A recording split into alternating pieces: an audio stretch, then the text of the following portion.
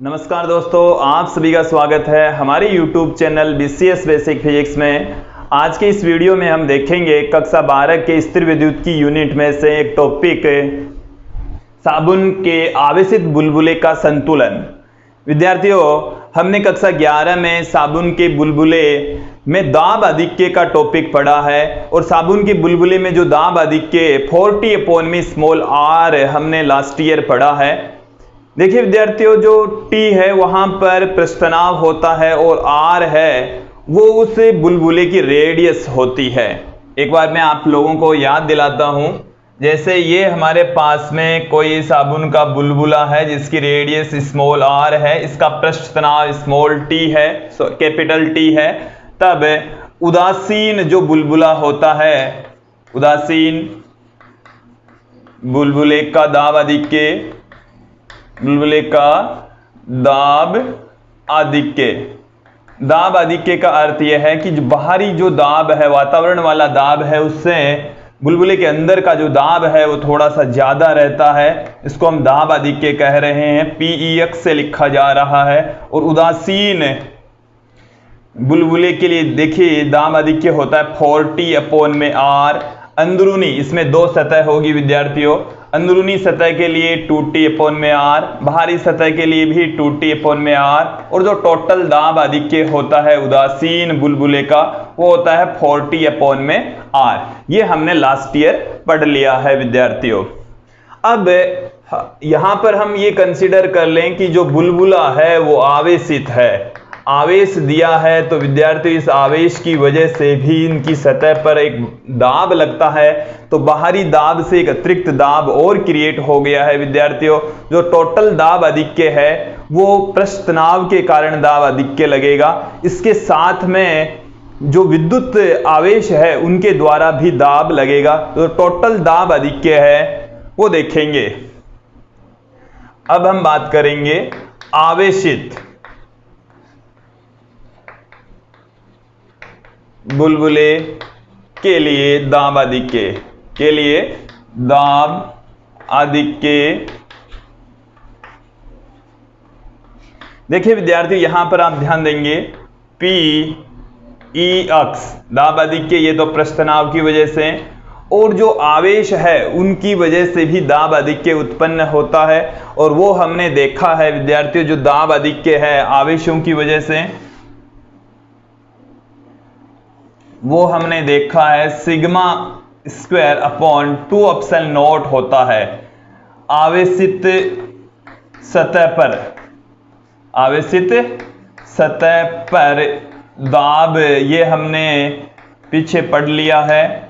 इसका डेरिवेशन देखने के लिए आप डिस्क्रिप्शन में लिंक दे रखे, उसमें आप वीडियो देखें। P = σ²/2ε0 ये दाब का फॉर्मूला है। जब सतह को हम आवेशित कर दें तो उन आवेशों के द्वारा सतह पर लगने वाला दाब σ²/2ε0 होता है। तो यहाँ पर विद्यार्थी जो कुल दाब आधिक्य है वो PEX + σ²/2ε0 = हो जाएगा 40/r।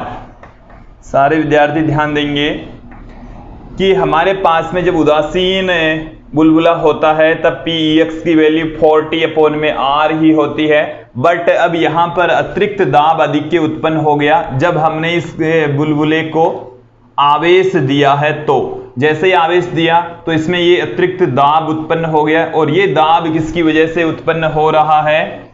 आवेशों की वजह से उत्पन्न हो रहा है। इसको हम विद्युत दाब कहते हैं। जो विद्युत दाब है वो एक अतिरिक्त दाब यहां पर क्रिएट कर रहा है। तो PEX + σ²/2ε0 = 40/r यहां पर हमारे पास में आ गया है विद्यार्थियों। और देखिए विद्यार्थियों, PEX की वैल्यू कितनी हो जाएगी? 40/r - σ²/2ε0, ये हमारे पास में आ गया है। हम बात करते हैं कि जो बुलबुला है उसकी संतुलन की स्थिति, और संतुलन की स्थिति में जो बुलबुला है उसका बाहरी दाब तथा आंतरिक दाब बराबर हो जाएगा, और जो पृष्ठतनाव है वो शून्य हो जाएगा। पृष्ठतनाव की वजह से जो दाब अधिक्य है वो शून्य हो जाएगा, तो Pex की वैल्यू 0 हो जाएगी संतुलन की स्थिति में। तो बुलबुले के संतुलन की स्थिति में देखिए विद्यार्थी Pex की वैल्यू शून्य हो जाएगी। मैं यहां पर पुट कर रहा हूं बुलबुले के संतुलन की स्थिति में, संतुलन की अवस्था में, बुलबुले के संतुलन की अवस्था में जो Pex है उसकी वैल्यू विद्यार्थी 0 हो जाएगी। और यदि ये 0 हो जाएगी तो यहां पर मैं आगे यहां पर पुट कर रहा हूं विद्यार्थियों, तो देखेंगे यदि ये वैल्यू संतुलन की स्थिति में शून्य हो जाती है तो ये वाली वैल्यू है वो शून्य के इक्वल पुट कर दी जाएगी 40 upon small r minus sigma square upon 2 epsilon naught equal to 0। आप लोगों को ये समझ में आ गया होगा। संतुलन की स्थिति में जो P एक्सटेंशन है ये वाली वैल्यू है वो P एक्सेस है उसकी वैल्यू 0 हो जाएगी, दाब है वो शून्य हो जाएगा, दाब अधिक्य शून्य हो जाएगा। तो यहां पर ये हमारे पास में आ गया, इसको हम इक्वल के दूसरी तरफ ले जाएंगे तो 40 अपॉन में small r equal to sigma square upon 2 epsilon naught. ये हमारे पास में बुलबुले के संतुलन की अवस्था में एक संबंध प्राप्त होता है। इस संबंध से हम r की वैल्यू फाइंड आउट कर लेंगे, इसी संबंध से हम सिग्मा की वैल्यू फाइंड आउट कर सकते हैं और यहां से ही हम आवेश की वैल्यू भी फाइंड आउट करेंगे। सर्वप्रथम हम बुलबुले की त्रिज्या की बात करेंगे। आवेशित बुलबुले की त्रिज्या, आवेशित बुलबुले की त्रिज्या, आवेशित बुलबुले की विद्यार्थी त्रिज्या यहां से देखेंगे स्मॉल r इक्वल टू, ये r उधर चला जाएगा, इसको डिवाइड कर दें, इसको इधर मल्टीप्लाई कर दें तो यहां से हमारे पास में निकल कर आ रहा है 40 into 2 epsilon not upon sigma square. तो यहां से r की वैल्यू आ रही है 8 epsilon not t upon sigma square. ये हमारे पास में आ गई है आवेशित बुलबुले की त्रिज्या। आवेशित बुलबुले की त्रिज्या का फॉर्मूला आ गया है विद्यार्थियों। अब हम बात करेंगे आवेशित बुलबुले का पृष्ठीय आवेश घनत्व है। आवेशित बुलबुले का पृष्ठीय आवेश घनत्व सिग्मा, और वो भी हम यहां से ही देख लेंगे। तो यहां से सिग्मा स्क्वायर इक्वल टू तो आपके पास में आ जाएगा 8 epsilon naught T upon small r। Sigma इधर मल्टीप्लाई कर देंगे तो 8 एप्सिलॉन नॉट टी अपॉन में r, सिग्मा बराबर आपके पास में आ जाएगा, इसका रूट कर देंगे हम 8 एप्सिलॉन नॉट टी अपॉन, मैं इधर आगे ही पुट कर देता हूं विद्यार्थियों, इधर हम आवेश पुट कर देंगे तो यहां पर मैं पुट कर रहा हूं sigma equal to root 8 epsilon naught T upon small r। अब आवेशित बुलबुले पर आवेश, आवेशित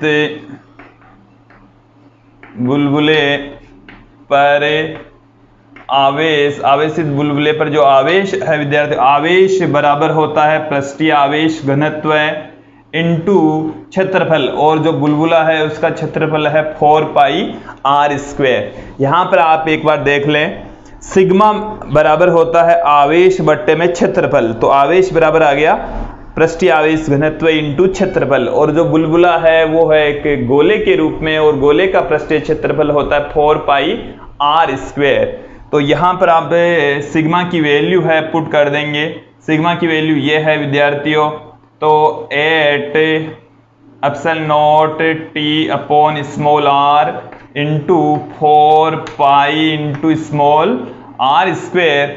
और देखिए विद्यार्थी यहां से इनको हम अंदर ले आएंगे,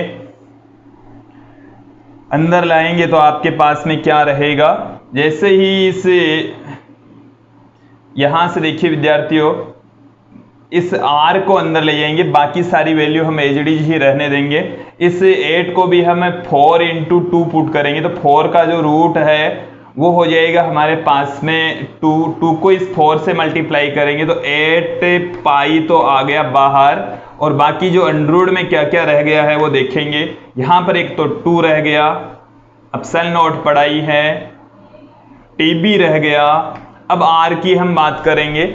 आर का स्क्वायर जब अंडररूट में जाएगा तो आर की घात 4 हो जाएगी, उससे एक घात कट जाएगी, आर की घात 3 अंदर रह जाएगी।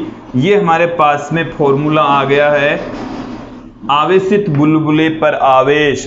आवेशित जो बुलबुला है उस पर आवेश की मात्रा कितनी होगी। एक बार इसको फिर से समझ लेंगे।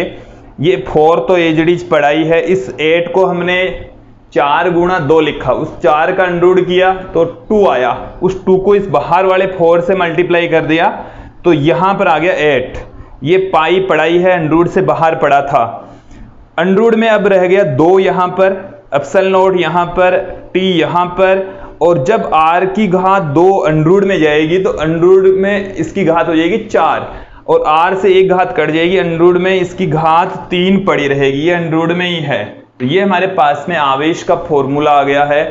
विद्यार्थियों, हमने इस वीडियो में देखा कि आवेशित जो साबुन का बुलबुला है उसकी रेडियस कितनी होती है, उसका पृष्ठीय आवेश घनत्व कितना होता है, तो साथ में हमने देखा कि उस बुलबुले पर आवेश कितना होगा। आप लोगों को ये वीडियो अच्छे समझ में आया होगा। इस वीडियो में हमने यूज में लिया है विद्युत दाब, उसका व्यंजक आप डिस्क्रिप्शन में हमने उस लिंक दे रखी है, उस पर जाकर देख सकते हैं।